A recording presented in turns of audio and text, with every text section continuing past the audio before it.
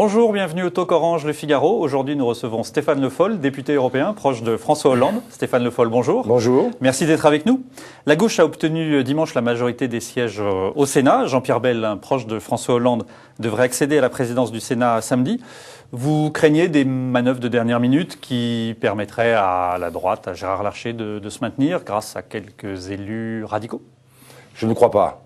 Les résultats ont été tellement nets, même si c'est pas non plus énorme comme majorité, 2-3 d'écart, et l'annonce a été tellement percutante, parce qu'on a rencontré beaucoup de gens nous parlant du Sénat et de la victoire de la gauche au Sénat. C'est d'habitude des élections sénatoriales, franchement, quand le lundi ou le mardi vous en reparlez, ça concerne des spécialistes, mais ça ne concerne pas du tout le grand public. Donc il y a eu un impact politique avec cette victoire. Je ne pense pas qu'à partir de là, il puisse y avoir des manœuvres, et d'ailleurs je le crois, du côté de l'UMP, et même jusqu'à la tête de l'État, on a dit qu'il fallait perdre dignement. Donc j'ai plutôt confiance, mais en même temps, c'est une élection avec un bulletin secret. Un bulletin secret, donc il faut être extrêmement vigilant.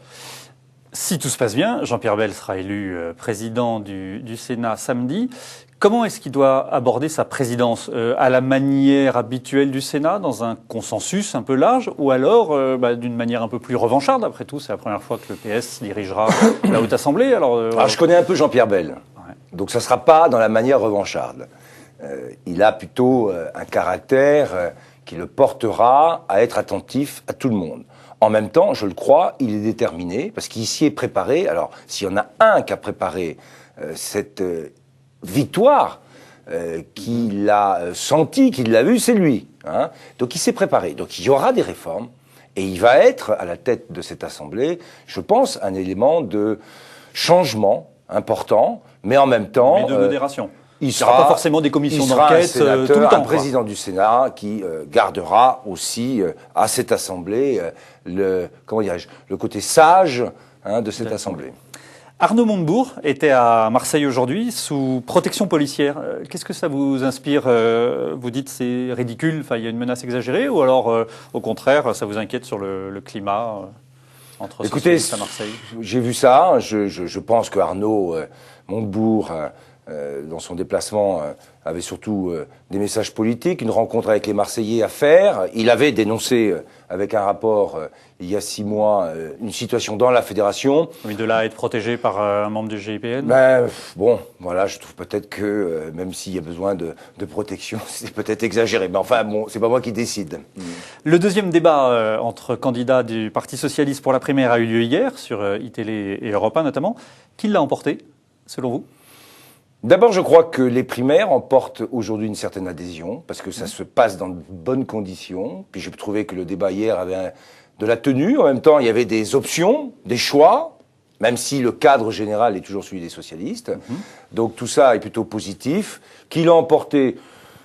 Je suis là où je suis, un soutien depuis longtemps de François Hollande. Je pense qu'il a parfaitement maîtrisé le statut à la fois qui est le sien et parfaitement maîtrisé ce débat. C'est-à-dire qu'autour de ces propositions, et depuis longtemps, la fiscalité, la jeunesse maintenant, il est celui auquel chacun se réfère ou quelquefois porte des contradictions. C'est autour de ces idées qu'a eu lieu le débat, c'est ce que vous dites.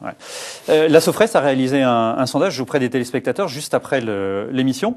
On voit selon les chiffres que Martine Aubry et François Hollande baissent. Vous allez voir le tableau. En revanche, Manuel Valls et Arnaud Montebourg, eux, ont gagné des points. Au fond, ces débats, c'est quand même une prime aux petits candidats. C'est eux qui peuvent en bénéficier le plus? Oui, je pense que ça permet à des candidats qui ne sont pas connus ou reconnus d'avoir un accès à l'opinion.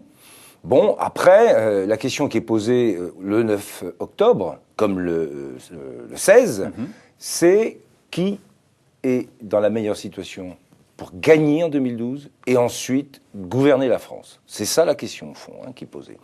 Donc moi, je me satisfais tout à fait, je vous l'ai dit, de l'ensemble de ces débats. Maintenant, il va y avoir un choix à faire. C'est un choix politique majeur. Justement, il y a aussi autre question qui a été posée. Lequel est le plus à gauche? On voit le tableau. 25% des sondés qui estiment que Hollande est le plus à gauche. Dans une primaire qui est ouverte à un électorat qui est quand même assez à gauche, l'électorat du PS et peut-être plus largement, c'est pas un peu un handicap pour lui? Non, ces sondages-là sont faits sur une photo instantanée, mais en même temps, il y a certainement une tendance plus longue qui s'inscrit. Martine Aubry est première secrétaire du parti, donc elle bénéficie, a priori, je crois, au travers de ces sondages, mais déjà auparavant, d'une image liée au poste qu'elle a occupé. Arnaud Montebourg a clairement, lui, pris l'option très à gauche. Donc, je trouve que tout ça reflète un peu une situation, mais ce que je constate, c'est que l'enjeu derrière tout ça, c'est la présidentielle et que, à mon avis, à partir de là, François Hollande réunit à la fois les conditions pour rassembler la gauche, mais surtout largement les Français. Et on le voit, deux derniers tableaux sur la crédibilité. On voit que sur l'économie, François Hollande est jugé le plus crédible, alors que sur deux autres questions, sur le pouvoir d'achat, il était à égalité avec Martine Aubry, mais dépassé sur la protection sociale. Ça veut dire qu'il a encore du progrès à faire, il a encore une semaine pour essayer de convaincre. Non, ça veut dire que les gens perçoivent là, je crois, ce qui est indiqué. Je découvre tout ça en même temps, donc je fais mes commentaires. Je pense que ce qu'ils perçoivent, c'est quels sont les points forts. Et sur ces points forts, qui a le plus d'avance sur les autres. Et on voit que François, là où il est fort, a beaucoup d'avance, et en particulier sur la question de la crédibilité. Voilà, donc cette capacité à gouverner. Donc je pense que c'est le point le plus important. Après, chacun, et c'est normal, a aussi des points forts, un peu plus forts, mais on voit que François, à chaque fois, est toujours dans les premiers, donc c'est l'essentiel. Une des thématiques hier, c'était sur le contrat de génération, qui est une proposition de François Hollande. Un des griefs principaux, c'était son coût, en disant que ça avait un coût exorbitant. Qu'est-ce que vous répondez à ça? Alors là, c'est très simple. La première chose, c'est que c'est le seul qui fait une proposition sur l'emploi dans l'entreprise. Donc c'est très important. Parce que vous dites la proposition de Martine Aubry sur les emplois jeunes qu'on connaît, qui est pas le service public. C'est le service public, c'est dans l'associatif, et c'est important. Il y aura besoin d'en créer, mais la question de l'emploi, la question du chômage, elle mérite d'être traitée dans l'entreprise et de manière économique. Est-ce que ça coûte plus cher? Non. Les exonérations de cotisations sociales aujourd'hui, c'est 30 milliards d'euros à peu près. Le problème, c'est qu'elles sont versées ou elles sont liées aux subventions de l'État sans aucune contrepartie dans les entreprises. Donc, il ne s'agit pas d'augmenter ce que ça coûte. Il s'agit de dire que dans ces 25 milliards, 12 milliards qui sont octroyés aux entreprises seront avec une contrepartie très claire qui est un emploi jeune en CDI, un senior maintenu. Hypothèse d'école, François Hollande n'est pas élu le 16 octobre. La proposition sur le contrat de génération n'a pas beaucoup de chances d'être retenue par ses autres concurrentes. Vous en faites pourtant un point fixe, une condition d'un ralliement ? L'hypothèse d'école que vous évoquez n'est pas celle que j'envisage, donc je verrai le soir du premier tour. Moi, je me place dans l'idée qu'il faut tout faire pour gagner.